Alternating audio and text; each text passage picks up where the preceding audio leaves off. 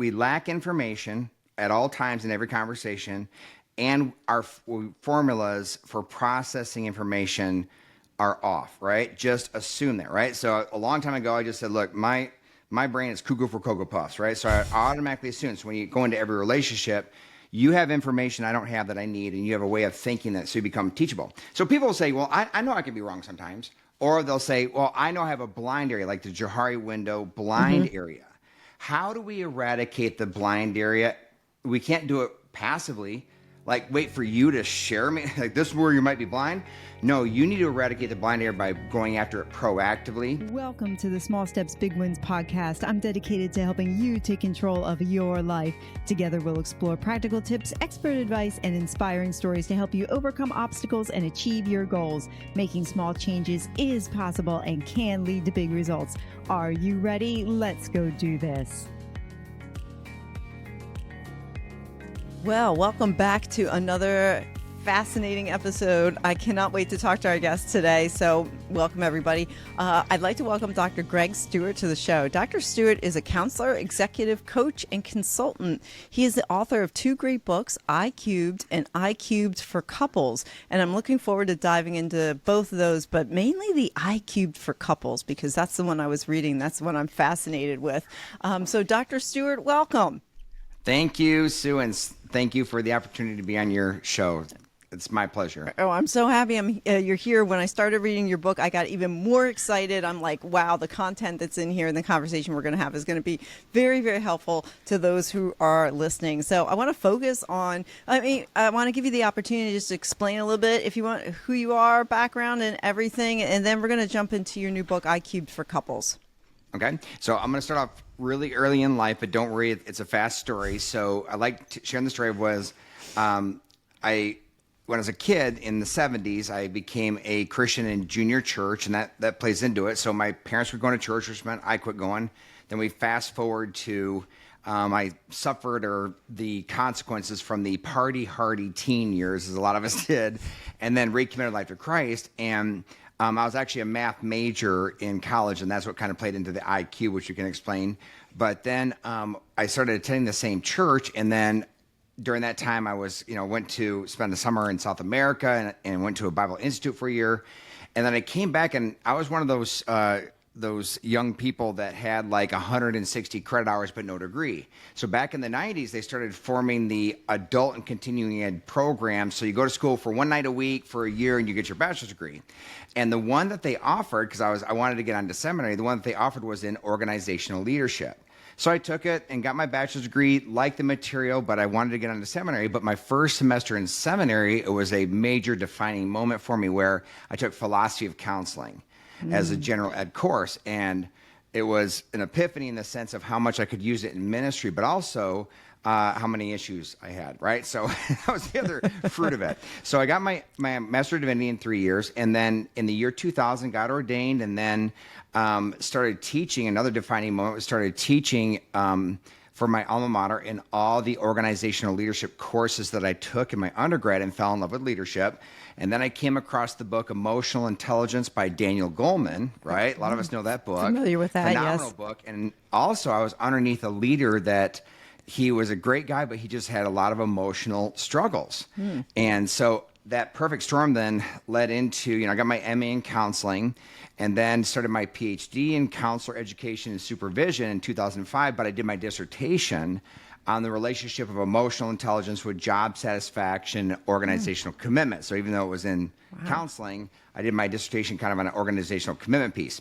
So in 2008, I actually graduated, and then there was a guy who was a VP of HR from a major medical device corporation in Kalamazoo, Michigan, where I'm from. So he got me invited into the organization to start doing executive coaching and consulting, right? So all the way through this, I was a pastor, a counselor, adjunct professor, consultant, and the like. So after I finished up my ministry in 2010, had a great experience, I then moved to Texas, and then for 3 years, I worked for an assessments company. We benchmarked top performers. Wow. Had an assessment bench for organizations, and we had a Leadership 360 assessment. So I flew around the country and I absolutely loved it. I would do strategic meetings with senior leadership teams across all organizations, all industries, and then would coach their executives. Well, we got bought out by a larger company and 80% of us got laid off. So if you've never been laid off, got to try it. It's such a great experience, right? Growthful Or experience. fired. I was fired a couple months ago. That's what it felt like. Yeah, and right. then actually then began working at a residential treatment center at a behavioral health hospital. So I've had a wide array of corporate experience. But I say all that to say to go back to when I left the main church in around 2011, I ended up having an emotional affair, which I talk about in my first book.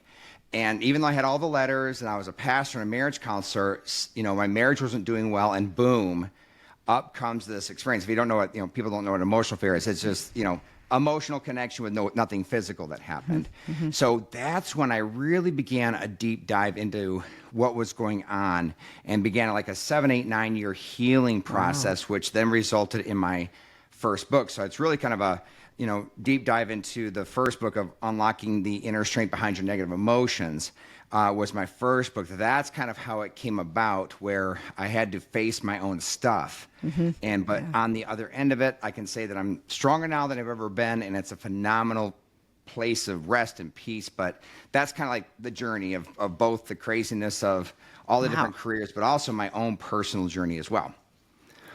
Wow. Try to make it quick. So that's my story. That was quick. What's threaded through all of that I hear is that it's your love and care for people and using the backdrop of counseling in the number of different capacities that you worked in, and being able to work with people and seeing the deeper issues and the deeper needs and tying them into the emotional backdrop of what they're struggling with, what you were struggling with, and to bring your own, struggles and emotions and everything you learned about you into it as well, and then applying it to others, and then writing a book out of it to help everybody else. Yeah. I think that's really cool. So we're going to dive into iCubed. So let's start with the interesting title of iCubed and your main theme and purpose for your book. You can intertwine both books, but I really want to dive into the relationships. For sure. So the concept of iCubed, I've had, I've been writing a book, I thought it'd be cool. I've been envisioning just the title iCubed for probably 25 years now. So it simply means there's 3 I's: information, interpretation, intensity. Okay. So I liken it unto the Panama Canal, which a lot of people are now familiar with because it's in the news a lot now. But the first lock has to fill up before the second lock opens, right? So the first I is information. And I actually applied this in my own life a long time ago, where I'd hear stuff, especially as a pastor, where people would say stuff and I said, well, I don't have all the information. So I say the rule is that it is illegal to have any opinion, interpretation, or any emotion, intensity, until I have all the information, right? So it set a boundary that I was not going to jump to conclusions and make assumptions, right? So I was saying, imagine if our culture applied this one rule, right? It's illegal to have any opinion, right? You can't have an opinion or any emotion until we have all the information. Wow, yeah. But it really does. It does. I mean, again, all of this has to do with just empowering yourself and taking power away from the environment, right? Power and control, not influence, but power and control from the environment, and strengthening what's going on inside of us to really have mastery over our emotions, so we're not just carried about with the wind. So information, then interpretation's more of the critical thinking, right? So interpretation would mean there's negative, neutral, and positive thoughts on the information. Well, the first one, obviously, that's easy, is a negative interpretation about the information, hence the reason for the use of the technique. But the critical thinking question is there any other way of looking at it? So like a lot of us, we have to, it takes some work to pull us out of our subjective, emotional state, opinion, in order to be objective and kind of line up what are all the different ways, like other people that didn't have a dog in the fight, how would they interpret the information? Or people that would flat out disagree with me, how would they interpret the information? So all these truths can kind of coexist together because it's all true. And that's what we're looking for, is just a, like I use in the book a lot, rational, healthy, wise, and right. That kind of interpretation that's rational, healthy, wise, and right on the information. Then finally, once you just figure that out, then you're actually going to come up with, okay, what's the most rational, healthy, wise, and right response, right? And that's the intensity. How much, because I frame emotion as energy. So how much emotional energy do I actually need to respond to this event? So that's the iCubed process. Little technique that helps out a lot as far as emotional management. Yeah, it sounds like a really big technique, not just a little technique. But, and as I'm listening to it, how do you help people overcome that paralysis almost? Because when you think about it, you actually have something coming at you lightning fast. Yep. And now Yep. you have to take in the information, there's interpretation, and now you have the intensity. So you've got that information, you have to decide whether or not that, you have enough information. And then after that, you form an opinion. How do you help people take this process and be able to walk through it in an amount of time that seems reasonable and logical for the brain to do it? Because a lot of times, what do? We just take the information, we go right to the emotion. And it's Right. just really fast. You Right. hear something and you react. So Right. how do you help slow down? Okay, so and I say that natural response, our mental model is doing its job. Okay, it's giving us that lightning fast response because it's supposed to, right? It's doing its job. So it's not a matter of, in a sense that that process is bad, but the first thing we need to do is exercise impulse control, right? So what I say is that to recognize first, because it's so easy, it's on the surface to recognize negative emotions, right? That's the first thing we're going to recognize. So that's the red flag where we have to automatically, we just train ourselves to pause. Now, what I liken it onto is, for both books, is that everything we do is trying to achieve an emotional goal, right? We literally want to feel something. So I say there's micro emotional goals, which is like I'm thirsty, I want to feel my thirst quenched. I'm hungry, I want to feel full. I'm tired, I want to feel rested. But then really it's about the macro emotional goals that are always kind of hovering in our periphery, and those macro emotional goals that we're all pursuing, which is quality of life. And our quality of life as defined by standard of living, right? We want to increase that and live our values and then fulfill destiny, purpose, and calling, right? So it's those deeper ones, okay? So those emotional goals are beautiful. But what I challenge people on is that although the emotional goals are good, we have to evaluate the path we take to achieve those emotional goals, okay? So for individual, I'll use the individual when we go to couples. So for an individual, I just use the great example because it's so easy to illustrate that. If we want to reduce our stress, right? So I don't want to be stressed. So what do? I choose the path of it's 5 o'clock somewhere, and I will drink alcohol to reduce my stress, okay? Right. Well, that pathway, even though the emotional goal is good, that pathway is not rational, healthy, wise, or right. So we're just evaluating the pathways to achieve our emotional goal. In marriage, the main emotional goal I say for guys is significance, right? So in a lot of different ways, we want to achieve significance and success, respect. And for gals, it's security, safety, right? So we get charged up and have the negative emotions when we feel that those goals are being blocked, okay? So first, I would say to help people, it's like when you experience negative emotions, is to immediately stop and say, okay, I have an emotional goal there's a tangible goal, like somebody cut me off or whatever on the road, but there's a tangible goal that's being blocked, but it's really about that emotional goal. So when we're really struggling, we have to identify what emotional goal is being blocked and the path we are taking to try and achieve it. So in a deeper sense, this is the analogy I use, okay? So behind each and every one of us is the house of our heart, okay? And we're on the front lawn, right? And everybody that's triggering us is in the front lawn facing us. So what do? I burn this energy. Let's say that, Sue, you say something mean to me, boo-hoo, right? So I start burning energy on what Sue did or didn't do. But I don't stop there. I start evaluating, burning energy on Sue's character and then her motive. She meant to do it, right?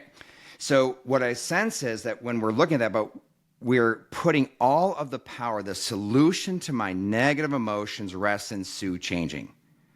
right? Ah, yeah, I see. Right, and that's the key. So there might be something like I need to confront with Sue, but like on a scale of 1 to 10 is how much emotional energy? Not much. I just say like a 1. So Sue, that wasn't very nice. Okay, but what happens is I have to recognize this: the inflation of emotions. So most of the things that we get upset by, triggered, whatever, is like a 1 or a 2, but I'm sitting at a 6, 7, 8, or 9. Yeah. So as soon as we see that inflation, I say that's where we have to stop, and we have to turn around and walk into the house of our heart to figure out what's going on. Because even though you might have done something wrong, insulted me, whatever, there's no way, especially when it comes to loved ones like your spouse, there's no way your spouse deserves the 6, 7, 8, or 9 amount of emotional energy dumped on them. Right? Wow. So my How inflation profound. is Yeah. not my wife's issue to solve. Right? Yeah. So once we walk into the house of our heart, there's like, say, for instance, I use like just common emotions that we kind of examine, like insecurity, anxiety, fear, worry, anger, depression. So on the surface, the first thing I see on the inflation of emotions is we believe a lie. Yeah. Right? Yep. So let's say, like when we evaluate someone's character and motives, that's always, I stay far away from evaluating people's motives. It's ugly, and we never assume good. Right. Everybody noticed that, right? I had an eighth grade teacher that said, he said, never assume anything because it's always incorrect. Exactly. That I have carried that with me. And the funny thing is, I've tried to prove that statement wrong in my lifetime. You can't, because every time I've assumed something, I have been wrong. Right. You know, right. and so there might be like what people say is like there might be a sliver of truth in what I'm thinking, but I always add lies to it. Even if it's not like interpersonal, it's like I'll never get a job. Right? That's still, when your frontal lobe says, I'll never get a job, that's a lie. You will. Right. Well, your mental model is going to respond with a great deal like emergency emotion, right? So the first one is the lie. We have to make sure that we replace lies with truth. Secondly is in that room of insecurity, that's really the one that I talk about, like unlocking the inner strength of our negative emotions. Insecurities is a big one. So basically, insecurities is where it's something that I don't like about myself, but you expose it. And when you shine a light on that thing, I get defensive and want to cover it up. So it's true, but I don't want to own it, right? So off the room of insecurity is a doorway, and the doorway, this is the second reason for the inflation, goes into the basement of identity, value, and worth. Okay? So you ever hear like when we take things personally? Okay? When I take something personally, right? Again, there might be the offense, like, hey, Sue, that wasn't very nice. But when I take it personally, I'm allowing what you said to impact my value and worth, which is not okay. So I go through a process in the first book of solidifying our identity, value, and worth.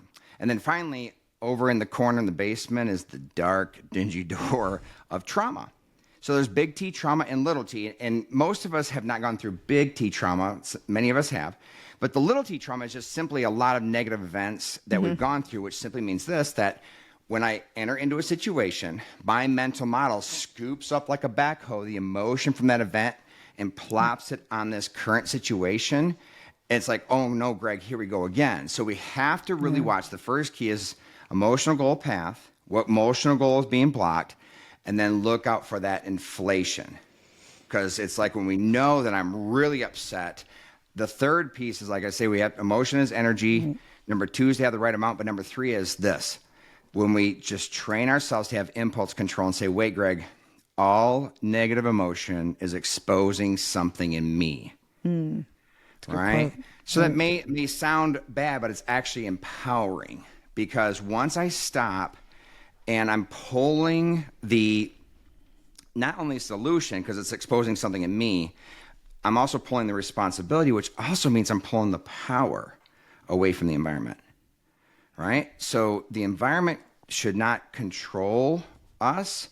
It should influence us, but it should not control or have power over us. So when I figure out what's being exposed in me, I realize that it's my issue to control. It's like when I worked with the girls, one more thing, when I worked with the girls, this one girl said, Dr. Greg, she's pushing my buttons. I'd say, well, uninstall your buttons. Right? I was going to ask about that, because, we have people around us that we swear that the problem's not with me, the problem is with them. And I'm sure you've heard that often. For sure. Yeah. How do you address that when somebody says that to you? It's like, no, wait a minute. I think I'm right, or I'm like, it's not me. It's somebody Right. else. But And really, it could be. It probably is you. It's still you. it could right? be, you could be right. Right. You absolutely could be right. Oh, So like okay. when the girls would get bullied, right? That's absolutely true that the girls like would, the biggest classic is you're ugly and you're fat. But obviously it could be their issue. But I talk about in my book that we spent all these resources trying to stop bullying, as we should, but we should spend just as much, if not more, resources at equipping people to not be bullied. Right? So yes, it could be that person's wrong, they're being insulting, but it's really, again, the issue is first. Again, so what I say in the book is start talking to yourself and say, nothing bothers me unless it should. So the goal is not zero negative emotions. The goal is the right amount. So we're not talking about total passivity here. Right. So nothing bothers me unless it should. Unless it so should. like with the bully, it should bother you and you need to set a boundary. But our issue is not in that. The issue is, and that's truly their issue. The issue we first have to address is the inflation that we don't pay attention to. So my degree of emotion does not equal my degree of being correct. Oh, interesting. Interesting. The degree of emotion does not equal the degree of Degree being of me being correct. Correct. Do you have a concrete example of what that would look like? Our spouses. So, right? So Or it's- significant others, yes. Right. So I am really upset about this. And again, at the core, I might be correct. But again, I know that I'm pulling in so many other emotions, even from other events or other situations. So again, that puts me at a 6, 7, 8, or 9.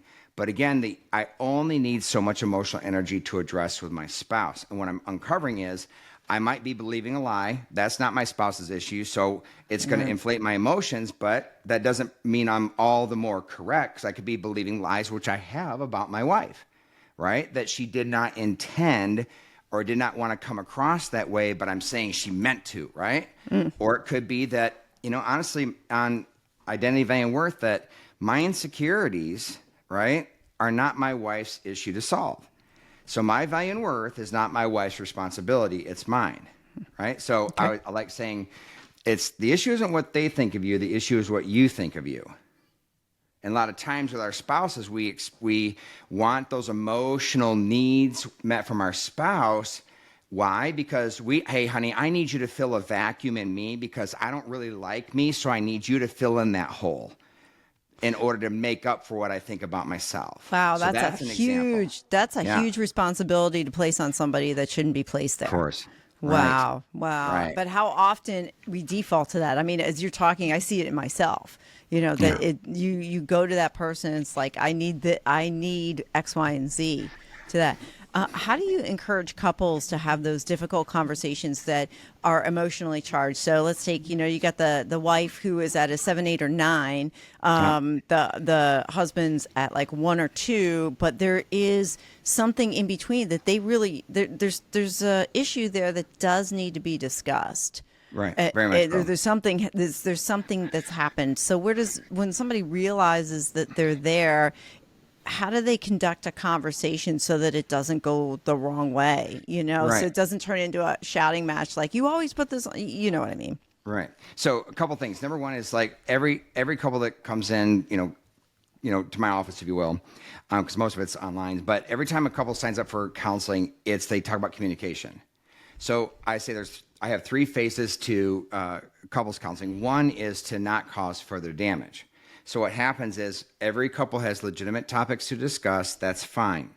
But the way we discuss those topics, we cause further damage in our how, which is all that emotional baggage and ineffective communication. So that's our first goal. So number one, I have countless communication techniques, but I would say the number one is that I tell couples no spontaneous problem solving. All right. What does that mean? What do we do? That means like, hey, honey, I want to talk to you about something. Okay, here we go, right? Or we get into it spontaneously and the other spouse is not ready for it. Gotcha. So the technique I use is stop and schedule, right? So normally one spouse is good at, based upon opposites attract. One spouse is good at saying, I don't want to talk about this anymore. Like they need to go away and think about it, which is good, but it infuriates the other spouse who's the active problem solver because I want to talk about this right now. I will talk about it later, which means never, right? Right? So the stop and schedule means the second half of that is we have to schedule a time where we're both be committed to coming back together to discuss it. Matter of fact, I have something called a business meeting in my techniques where it's once a week we go through, like, because we're building an estate, we'd have to have staff meetings. We go over calendar, finances, parenting, and couples conversation. So if it's scheduled and we can add whatever topic, that solves a lot. So there's no spontaneous problem solving throughout the week, especially on date night, because that's where a lot of it happens, right? And it ruins date night.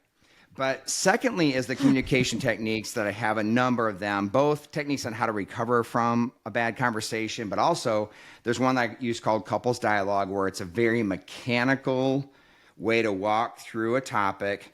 But I say that basically, just using us, okay, so basically emotional Sue and emotional Greg are not welcome to this conversation. So we're very methodically going to walk through it. And it's a very mechanical technique, again, to keep the emotions at bay. And the main goal of this technique is not necessarily problem solving, it's to feel heard, right? So if you find yourself, getting a lot of emotion involved, number one is set a rule, no spontaneous problem solving. But the only way that works is to set up something like a 1 hour meeting a week, call it business meeting, to walk through those. And if a couple is, I say everything rises and falls in these business meetings, if we're faithful at them weekly, our emotion gets drained out eventually. And we have to use the communication techniques in that process in order to have that process. So really it's a lot about setting boundaries and techniques. But again, if we feel all this negative emotion, I literally say in my couples book, sometimes you may need to stop and then, pause on this book and go back to the first book and figure out what's being exposed in you, right? Okay. So like identity of worth, I say because we're trained this way, like and as it should be, my value and worth, if a child feels pursued by his or her parents and that pursuit is in unconditional love, of course, as well as equipping and, how to recover from failure, it should be a super healthy process because the child doesn't know how to assess its own value and worth. So we get it from our parents. And then as we go through life, what gets added to the formula, our peers and then significant others and so on. But I say every adult at some point, every adult needs to remove every other adult from that formula. We need to make this cut the umbilical cord as far as identity, value, and worth. And you start saying, look, I don't need my wife to pursue or validate me. I don't need her to. I want her to, but I don't need her to. I'm solid, and we have to work on this identity and worth. So it does not change the definition of relationship. It does not change the expectations or the standards. What it changes is the degree of negative impact if that pursuit doesn't happen. Okay. Just by saying, I don't need them to pursue or validate me. I want them to. I don't need them to. And that's the power in the identity, value, and worth. What is something that someone can do to make that shift from needing the identity, value, and worth to from making the shift from needing it to wanting it? Like you don't need it, but you just you want that from somebody. Yeah, because I can see where a lot of us are walking around not realizing that we want to get this from somebody else. We need it from them. We just don't know how to make the small step in connection. So for sure. So again, the goal is not zero negative emotions. So the first step I say when it comes to identity, it's if I ask you what's your identity, eventually you just start after you stumble. Well, That's a hard question. I know. If you ask me what's my identity, I'm going to pause for a minute because you're right, but eventually you'll probably just start sharing facts about yourself. Right. Right. I'm an author. I'm a podcaster. I'm a mom. I'm a teacher. So I say that I break it down into categories that list the facts about yourself, roles, my roles, like I am a, husband, I am a father, now grandfather. My grandson was born, my first one on Saturday, right? So that was exciting, right? So I am a counselor, so on and so forth. But then my accomplishments okay, whatever our accomplishments are, and then our personality traits, our attributes, physical attributes. Well, I'm 6 foot tall, right? So whatever facts that you would describe yourself, right? Those are the facts. But here's the key.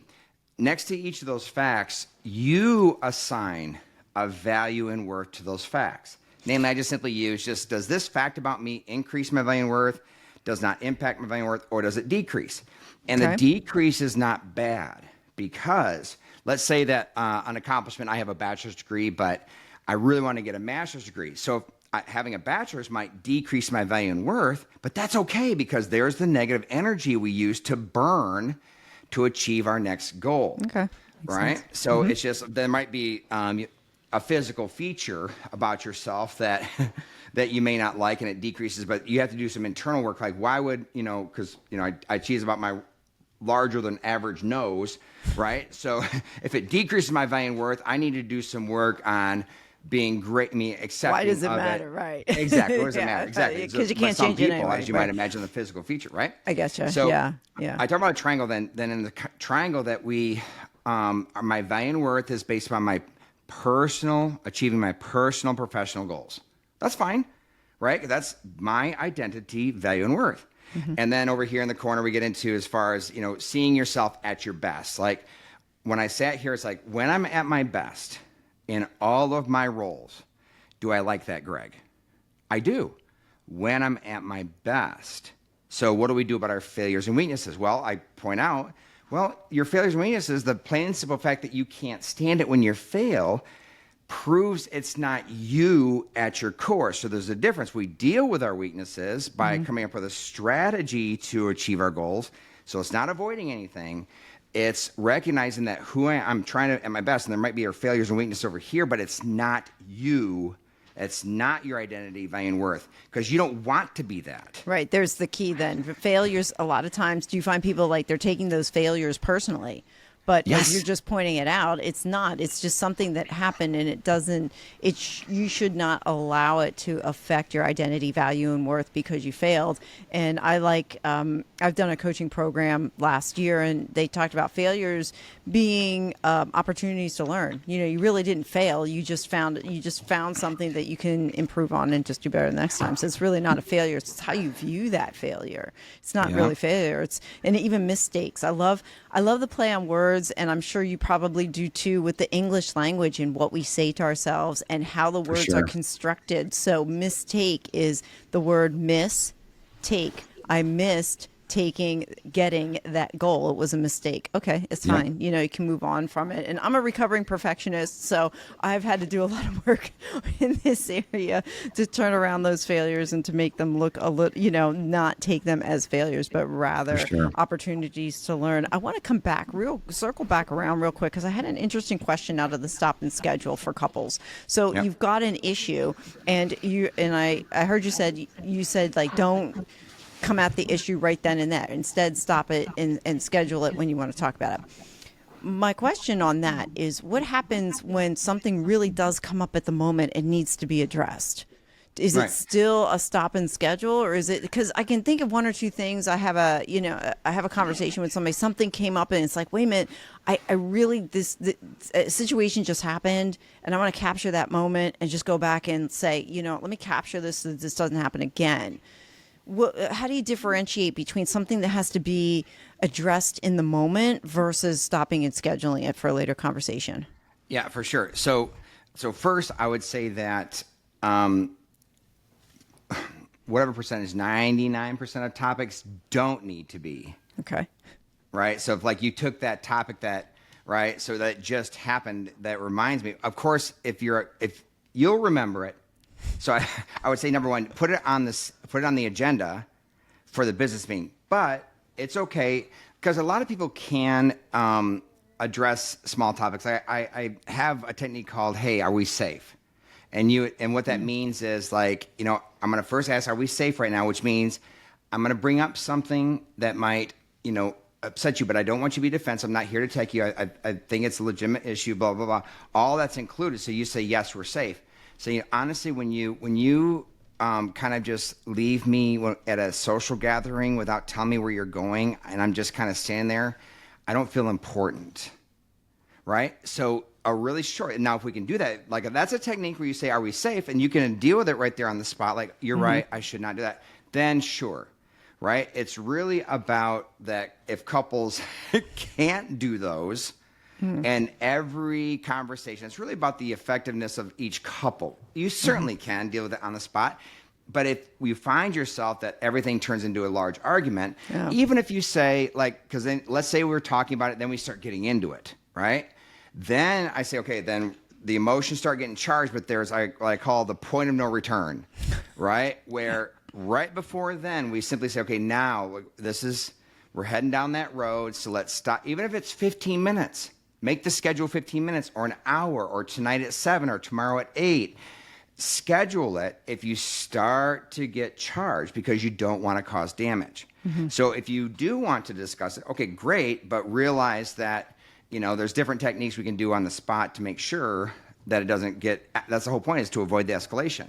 Or if it starts the escalation, you stop and schedule, even if it's for 15 minutes, an hour, or 2 hours. Okay, so if something happens and it does get escalated and it really is past that point of no return, what's one or two things couples can do to kind of recover so that more damage isn't accrued? Yeah, so if they didn't do stop and schedule, right, or they just kept going, then a lot of times it does escalate. Then that's when feelings are hurt, right? So after the large argument, I have 2 recovery techniques. One is called the 5-minute retract. The 5-minute retract is simply on the word said, because it's what we say versus how we came across, which is most of the arguments, right? So on 5-minute retract, it's on the word said, right? So I say that after your argument, there could be 15 things my spouse said, like either name calling or an insult or something, but most of them I just ignore, like whatever. But there might be like 3 that are sticking in me. And I've seen those arrows stay in a person or many couples for days, weeks, months, even years. So when I have, let's say, a first session with a couple and we just practice this, spouses will bring up something that was said 10 years ago, right? So it's simply this, that would you please retract when you said I was a terrible parent, okay? And it's real simple. And the person, we don't fight over whether or not we go into he said, she said. It's an arrow sticking in them. I said, just retract it because it's easy. You would then say, you're right. I absolutely retract that. I don't want you to think that I think that of you. Will you please forgive me? Yes. Then you go, like, all right, Greg, would you please retract when you said, I want a divorce? And it's so easy because there's such harsh words that you're right. I should not have said that. I retract it. Will you please forgive me? So we start pulling out those arrows. That's one. 5-minute retracting, just really simple.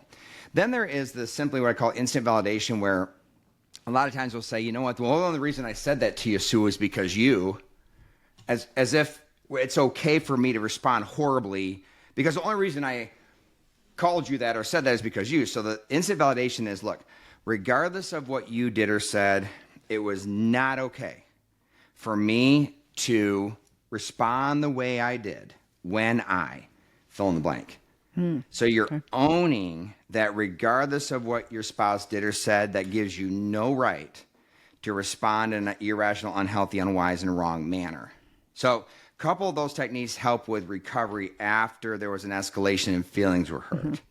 And then we go into the couples dialogue or different communication techniques in order to then walk through, feeling hurt and then solving the problem.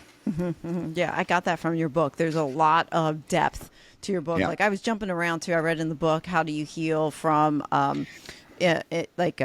divorce or infidelity.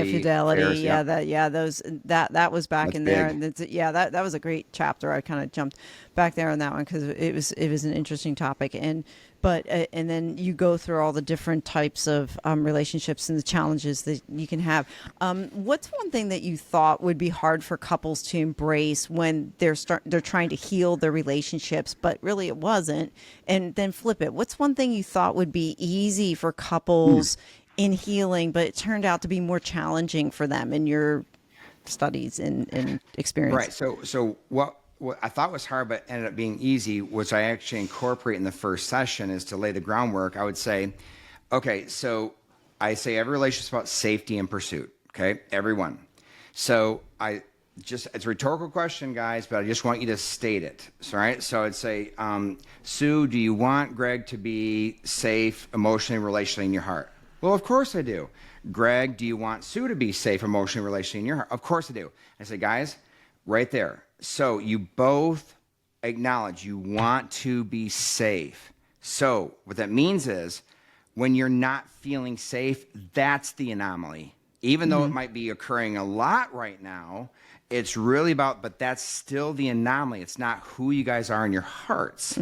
So that's where we need communication techniques. So how easy it is for every couple to say, yes, I want them to be safe. And yes, I want them to be safe. In my heart, it was super easy. Secondly, guys, I want you also to imagine that when you're at your best in your marriage, like when you were at your best, like the day after your wedding, like the day of your wedding, that's when you're at your best. That's who you really are.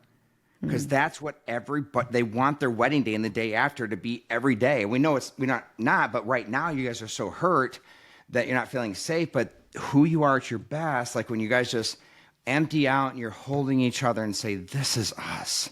Those moments are who you really are, right? Again, surprising that, couples say that. On the reverse, what I thought would be easier than it was honestly the learning of the communication skills. Oh my goodness, how emotional couples are. And again, that's why I think that we have to, pause and depending upon the couple, pause. And I need you guys to go back to the first book in a sense, because they're so insecure and there's so many vacuums around value and worth in them that they need their spouse to do a certain thing and respond a certain way, or else they are just wounded, like 24/7 wounded. So that's surprising me of how little recognition there is that, they might say it, but what they're bringing in. But even to say, well, yeah, but you have to understand, what my previous relationships and bringing that. Well, okay, cool, but that doesn't mean your boyfriend, girlfriend, whatever, or fiance is now responsible. Yeah. Like so that's what surprised me is they still, even though they fully acknowledge that, hey, a lot of bad past relationships, so just know that coming in, my walls are up.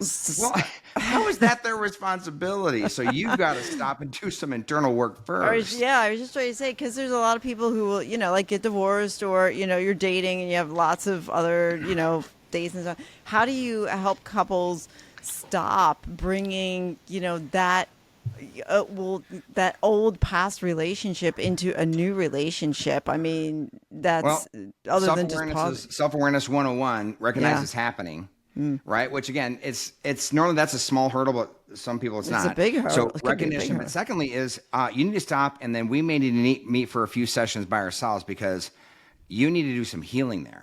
Like you need individual counseling because you're going to ruin your relationship, right? It is not your spouse's responsibility.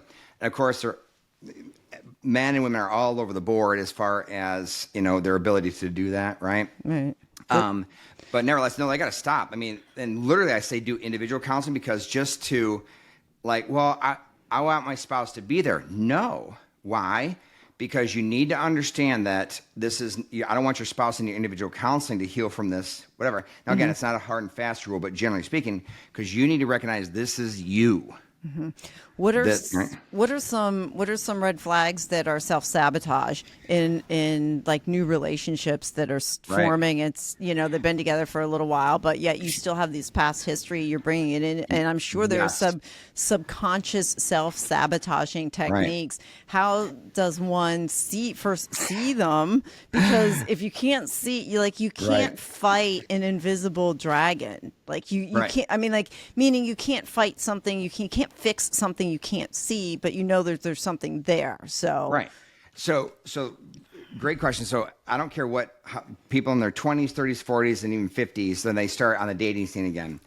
I say, okay, this is for guys. There's one for guys, one for girls. So for guys, I said, at blank date, fourth date, fifth date, whenever it's appropriate.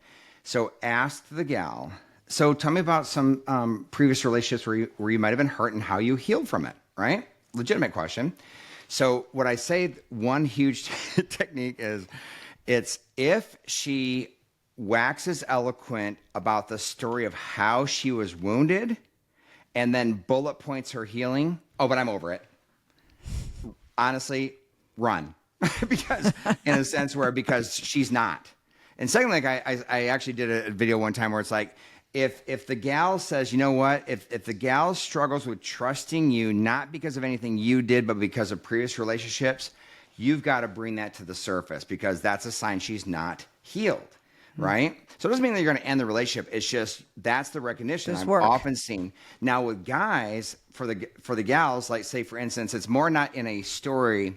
It's if a guy is closed off, I mean, more than normal, like truly closed off. He will not reveal. He's very closed off and then controlling, again, about degree. And then if he struggles, especially with struggle with addictive behavior, whether it be alcohol or pornography, right? So where is he at in that process? So guys who are not healed, it's really about not being healed. They respond, I see, in that closed off, controlling, and then there might be some type of addictive behavior. That's a sign the guy is not healed. Wow. And so at that point, it's like you really need to pursue some type of help outside of the relationship. Oh yeah, I mean, yeah. For the person, obviously, for the they have to address it. Yeah. And obviously, because I mean, then it's how teachable and open. Yeah. Is the person, because obviously it could be that I'm sensing that you need healing here, and again, if they respond well and they're teachable and like, you know what, it is time, and again, it is time, and you shouldn't receive the overflow from that. But what happens most of the time is they get defensive, right? Yeah. Kind of thing. Now, I know you're a counselor, but what are your thoughts on people who would say, well, I see this stuff, I know I have a problem, I can go take care of this myself, versus, when you bring a marriage counselor in, or when do you, seek out that extra help? What are your thoughts on that? Yeah, I mean, people can grow, right? So it's not like they have to. It's a matter of, okay, so I've seen people that they might have 20, let's say, little t traumas in their life, but they might, just without ever seeing a counselor, they might, 15 of them might be healed and truly healed, but it's just those 5. So we can, again, it's so many variables involved. It's the type and degree, awareness, and all that other jazz. Sure. But if a person says, I'm going to do this on my own, okay, but with many counselors, there's wisdom. So what's your inhibition to meeting with someone like a therapist? Because a therapist will help you walk through it much faster, much more quickly. So I would actually pinpoint of course you can do this on your own, but I'm more worried about your concern of avoiding going to a counselor. Yeah. And of course, I got the guy, well, I saw a counselor, had a bad experience. Okay, cool, bro. You also had a divorce and a bad experience where you're still out there trying to get remarried. Right. So a bad experience, that doesn't mean that every therapist out there. Right. Right. So then you're sensing that, when there's that, there's bad counselors, bad experiences, or oh no, I'm good. Okay. Well, then again, I just say to the person, like, you have to weigh it out. Is there going to be a red flag? But then you watch for it, and then you see those reactions, the inflated reaction from the person, say right here, I understand you're upset with me, and I'm sorry for that, but the degree of offense does not equal the degree of emotion that came out of it. Yeah. Interesting. I was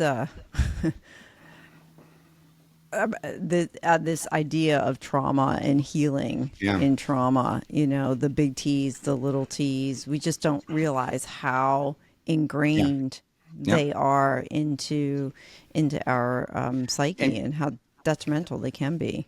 Yeah, and conversely, I didn't say the opposite side. So the opposite, they're healed, is when they bullet point the story. Well, it's a classic that had an affair. They traveling too much.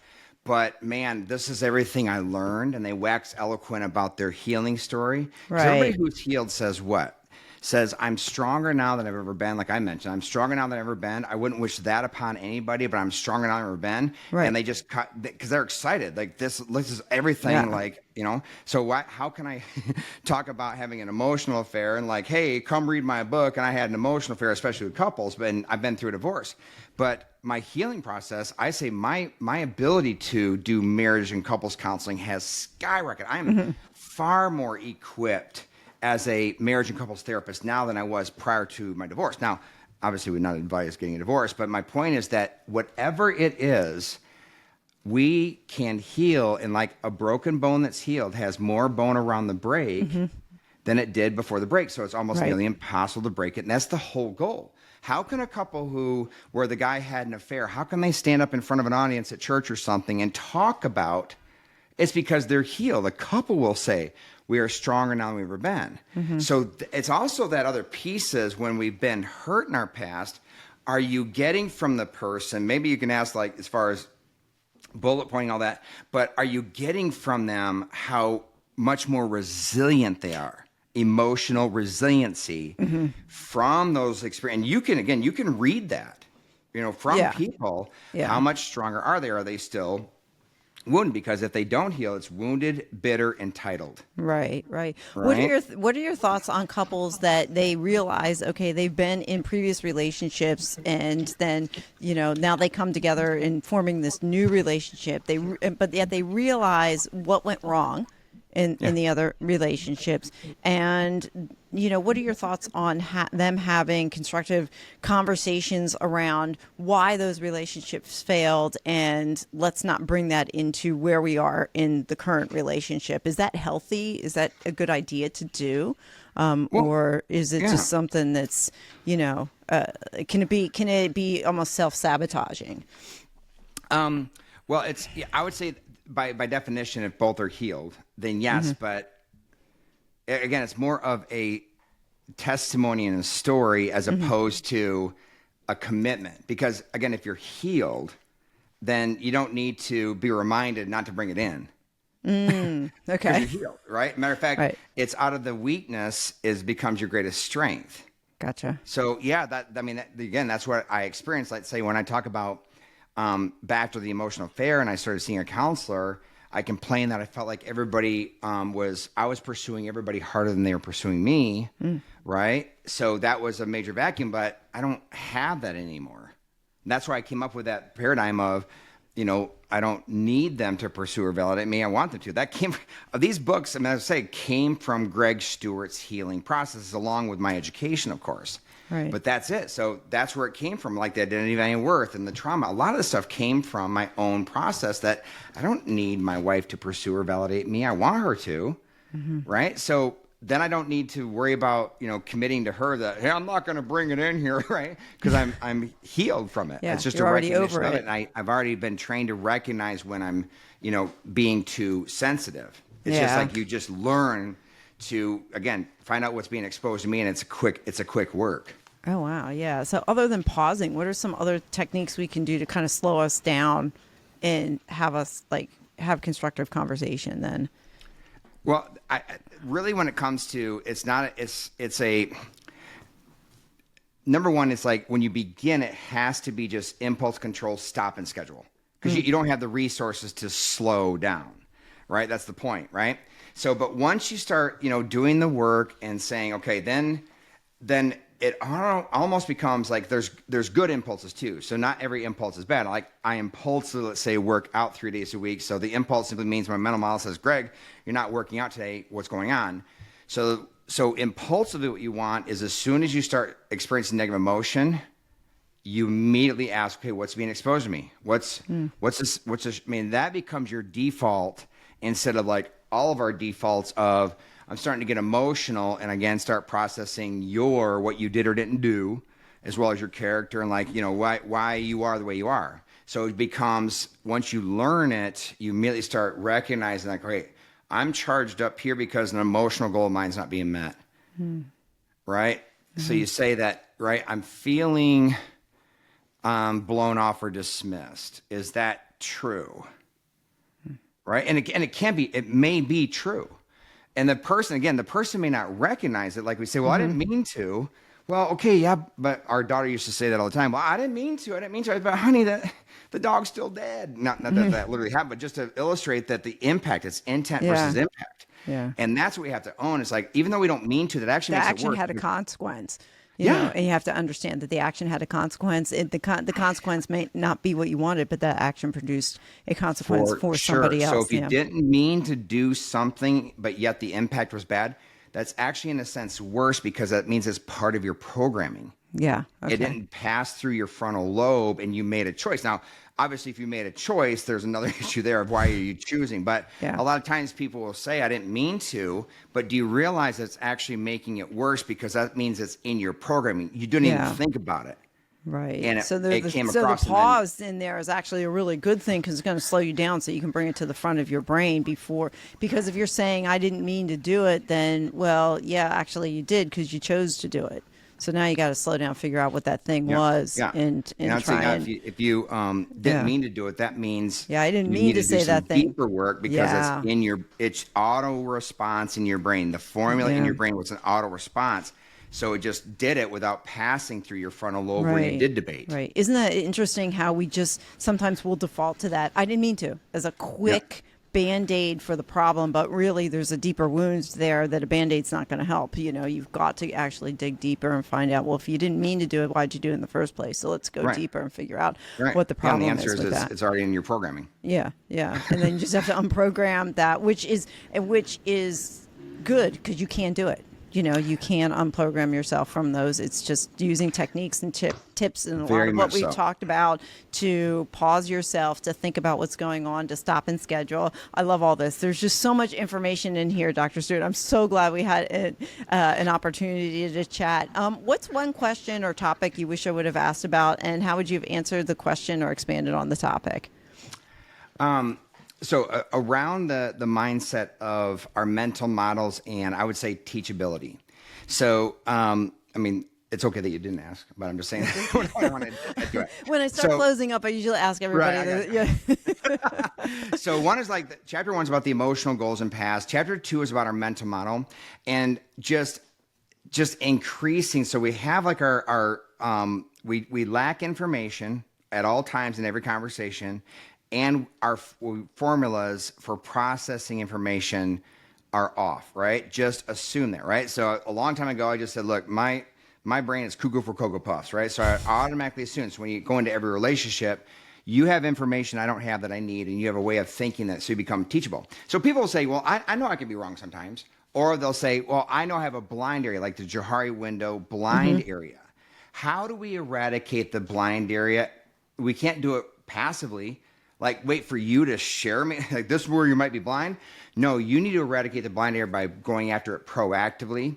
And I talk about crying aloud for wisdom. Like, there's a chapter in Proverbs in the Bible, crying aloud for wisdom and insight and understanding, and search for it like it's hidden treasure. So it's not just a matter of being open to being wrong, or open to that you might have some blind areas. No, you need to have a tenacious pursuit of eradicating your blind area. And you need to have a tenacious pursuit of getting insight and wisdom and being teachable. Going, like, I was like, hey, are you a good parent? Well, yeah, I think so. Have you ever asked your children how you can grow as a parent? Are you a good listener? I think so. Have you ever asked the person you're talking to if they feel heard by you? Or are you a good spouse? Same thing. Have you ever asked your spouse, where am I blind? How can I grow? Right? So it is a tenacity. The people who grow the fastest, the most emotionally intelligent and mature people, tenaciously go after wisdom and insight and understanding. And curious. Being curious to ask those questions, and asking the right questions too. Thank you for that. As we're coming to a close, what's one small step that someone can do today that's going to help them change their tomorrow? Recognize the negative emotion and don't be scared of it. It is through that journey of going into your negative emotions that on the other side, it's not fun, admit, right? On the other side, I have, again, never been stronger. I've never had more peace, more just confidence, security in my heart than facing that ugly stuff. It's powerful. So put down the microscope and pick up the mirror on the journey. Oh, perfect. And get copies of your book too. Please do. Yeah. drgregstewart.com. Yeah. How can people find you?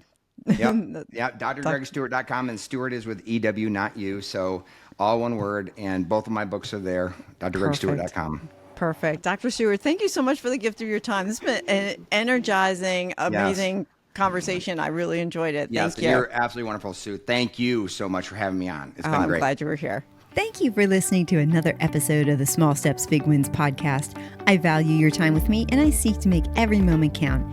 In order to make lasting change in your life, listening is usually not enough.